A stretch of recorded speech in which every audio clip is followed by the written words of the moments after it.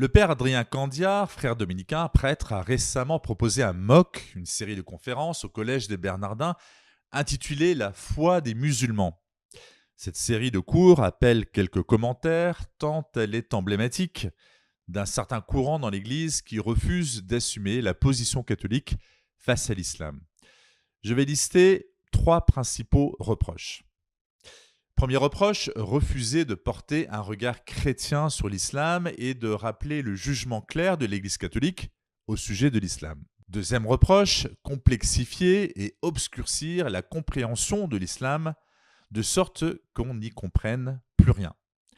Troisième reproche, présenter le point de vue islamique presque sans distance critique, de sorte que l'auditeur pourrait être amené à penser que l'islam dit vrai.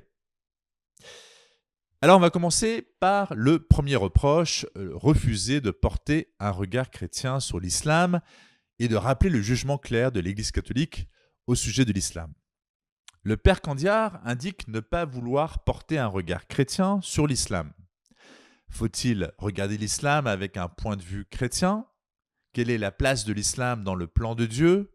Je ne suis même pas sûr qu'il soit si important de devoir y répondre, dit-il. Il souhaite se contenter de comprendre l'islam, dit-il, plutôt que l'évaluer, c'est-à-dire qu'il refuse de donner le jugement de l'Église sur l'islam. Mais aujourd'hui, nous allons surtout chercher à comprendre ce qu'est l'islam plutôt que l'évaluer, dit-il.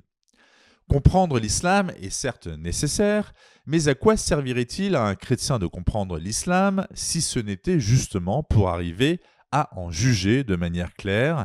Est-il vrai ou faux, bon ou mauvais ? Pourquoi un prêtre de l'Église catholique devrait-il s'arrêter à une compréhension sans jugement ? L'Église, depuis 1400 ans que l'islam existe, n'a-t-elle pas eu le temps de formuler un jugement à son sujet ? Connaître ce jugement de l'Église sur l'islam n'est-il pas utile aux catholiques aujourd'hui pour pouvoir s'y confronter ?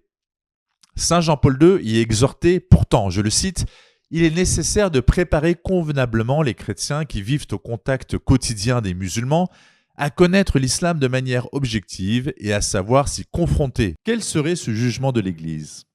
À la question « Est-ce que le Coran vient ou pas de Dieu ?», le père Candiar refuse de répondre, car, dit-il, ce n'est pas une question d'historien.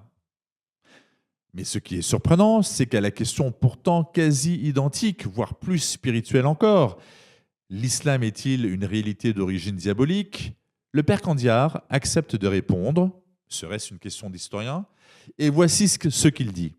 L'islam est-il une réalité d'origine diabolique ? Le problème de cette hypothèse, c'est qu'elle n'est pas fondée sur grand-chose. On ne connaît pas grand-chose au plan historique de la vie et encore moins de la psychologie de Mohammed, le prophète de l'islam. Difficile de juger de sa sincérité ou de quoi que ce soit. Fin de citation. Ici, le père Candiar, en tant qu'historien, n'est pas gêné de venir au secours de l'islam sur un sujet qui n'a pas grand-chose d'historique, mais est en réalité une question spirituelle. Pourquoi ce parti pris ? Mais d'ailleurs, sa position est étonnante. Faudrait-il connaître la sincérité de Mahomet pour juger de la valeur de ses actes ? Ni un chrétien, ni l'Église ne pourraient, dans ce cas, porter un jugement sur les actes de Mahomet ? N'y a-t-il pas des actes objectivement et intrinsèquement mauvais ? Pillage, viol, massacre ? Pourrait-il être bon parce que l'auteur les a commis avec sincérité ? Ce n'est ni une position d'historien, ni même une position catholique. Deuxième reproche, complexifier et obscurcir la compréhension de l'islam de sorte qu'on n'y comprenne plus rien. Cela paraît paradoxal puisque l'objectif affiché par le père Candiar, fort de son statut de frère dominicain, prêtre catholique, docteur en islamologie, est justement de comprendre l'islam. Mais précisément la manière dont il le présente fait qu'au final on n'y comprend plus rien, de sorte qu'on peut encore moins le juger pour ce qu'il est. C'est d'ailleurs le titre et peut-être le programme de son ouvrage, Comprendre l'islam, ou plutôt Pourquoi on n'y comprend rien. D'abord, l'islam serait trop divers, il faudrait parler plutôt des islams avec un S que de l'islam. Il présente cette question comme éternelle parce que l'islam est traversé par de multiples courants, pratiqués par 1 milliard d'individus, présents dans des dizaines de pays, avec des langues différentes, de sorte que cette diversité obligerait à utiliser un mot au pluriel pour désigner la réalité qui le recouvre. Mais si l'islam du Sénégal n'est pas celui de l'Indonésie, qui n'est pas celui de l'Arabie Saoudite, il y a des références communes, le livre fondateur, le Coran, le fondateur, Mahomet, qui font qu'au-delà de la diversité apparente, il y a tout de même une unité. Ces pays appartiennent d'ailleurs tous à l'OCI, l'Organisation de la coopération islamique. Ensuite, on ne pourrait avoir une connaissance absolue de l'islam ou des islams, même avec de très nombreuses années d'études. C'est précisément pour cela qu'un chrétien a besoin de la sagesse de l'Église, qui connaît l'islam qu'elle a étudié en profondeur grâce à son expérience longue de 1400 ans, à ses meilleurs spécialistes que sont les saints et docteurs, pour s'en faire une idée claire. Mais cette sagesse de l'Église au sujet de l'islam, le père Candiar ne vous la donnera pas. Pourquoi ? Parce que comme on l'a vu au point précédent, il refuse de se placer d'un point de vue chrétien. Mais ce faisant, ne néglige-t-il pas son rôle de prêtre, qui est de préserver les âmes chrétiennes d'être séduites et perdues par l'islam, de sauver les âmes musulmanes de la prison où elles sont enfermées. Troisième et dernier reproche, présenter le point de vue islamique presque sans distance critique, de sorte que l'auditeur pourrait être amené à penser que l'islam dit vrai. Ici, le père Candiar déclare, je le cite, « Au fondement de l'islam, il y a une révélation, et le résultat de cette révélation de Dieu à Mahomet à travers l'ange Gabriel, c'est un livre, le Coran, où Dieu s'adresse aux hommes. » Il oublie de préciser « pour les musulmans ». Certes, il l'a dit auparavant et le dira plus tard, mais cette affirmation est déroutante. Après avoir expliqué qu'il voulait parler non pas en tant que prêtre, mais en tant qu'historien, qui ne cherche pas à évaluer l'islam d'un point de vue chrétien, le voilà qui ne parle ici ni en prêtre ni en historien, mais comme le ferait un musulman. Pour plus de clarté, il vaudrait mieux ne pas dire Dieu quand on parle d'Allah, car Allah n'est pas Trinité, Dieu fait homme, sauf à vouloir entretenir la confusion du même Dieu.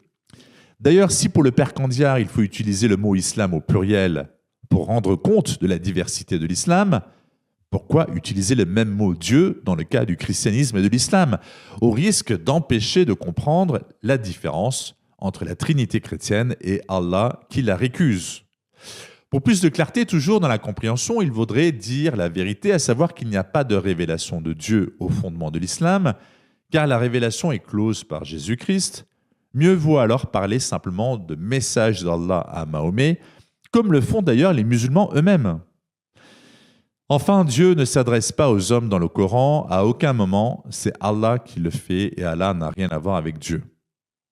En conclusion de ces trois reproches, et pour sortir de cette impasse tragique, il me paraît important de proposer à mon tour un MOOC, une série de conférences, afin de donner aux catholiques un enseignement sur l'islam qui assume la position de l'Église et donne des clés aux chrétiens pour comprendre et agir face au phénomène de l'islamisation de l'Europe et de la France en particulier. Je mettrai à disposition 3 vidéos d'environ 5 minutes chaque semaine, et cela pendant toute la période du carême. Vous pouvez dès aujourd'hui vous inscrire sur le site jésus-messie.org pour participer, assister à ce MOOC ou série de conférences à distance.